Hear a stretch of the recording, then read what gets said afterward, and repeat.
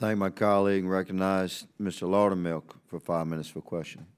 And thank you, Mr. Chairman. I appreciate the additional time.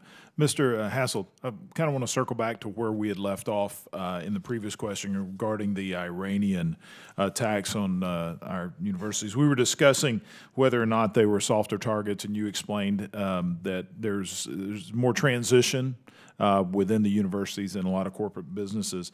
A follow-up on that is, did these Iranian actors have the same success rate with non-academic organizations, institutions, as they did the academic? The outcomes of the attacks is something I did not have an insight into, as well as I believe the private organizations that were targeted is something that's only that I only know of through the FBI or the DOJ indictment. Okay, I appreciate that. Of the 31 terabytes that's been reported that was stolen, what type of data was contained in that? That's also something that I don't have specific knowledge into. I just know that the targeting that I observed was the academic research databases. I'm assuming that much of that 31 terabytes came from that exfiltration data. Okay, and from what I've read, a lot of it is medical research and R&D type information. How do these universities respond when you notify them, or when they realize that they've been target of a phishing attack or an outside breach into their systems? How have they responded to these, specifically the Iranian attack? So since I've started researching the group and their attacks, every time I've identified a new American university that's been targeted, I have both contacted RISAC to let them filter the information through their specific contacts for universities, as well as when I've been able to identify a specific point of contact at a university, directly inform them of a potential phishing attack. RISAC has been fantastic. We've been in communication a significant amount, and they have confirmed that notifications have gone out. I haven't gotten much of a response back from universities based on my communications. However, I wouldn't really expect that. I would really much more expect them to take the information and try to mitigate on their side. From what I understand, for most phishing attacks, the way a lot of universities deal with them is they block the malicious sites and malicious infrastructure on their internal networks, which is a quick way to deal with them. However, one of the issues with that is if there is a user that's not on the network that tries to access the malicious sites, that same protection is not afforded to them.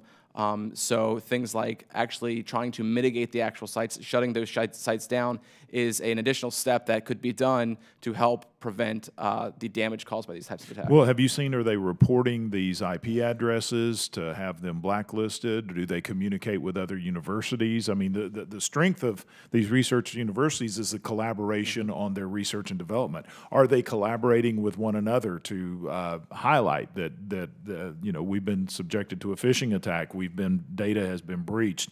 Are they going outside of their own infrastructure? I mean, I commend them. Yeah, you go into your gateway, your firewall, you block that IP address. But from an IT perspective, there seems to be so many more things that could be done. Hiding your page such as this, so it's not available to the public to replicate that you have to be interior to the network to actually get to that page.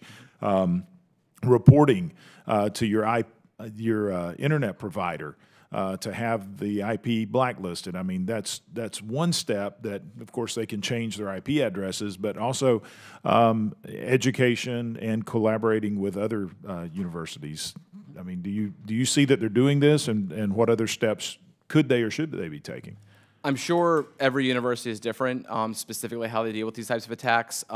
There are resources like RISAC, which I've mentioned multiple times, that sort of is that central place for intelligence and information sharing that they can use. I don't know how much universities directly interact with one another, especially. I would assume that there would be some sort of interaction.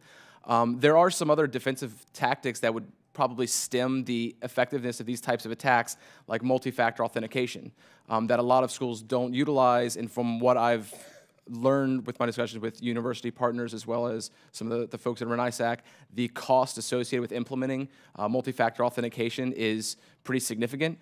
and a lot of universities don't have the sources of funding to be able to pay for things like that.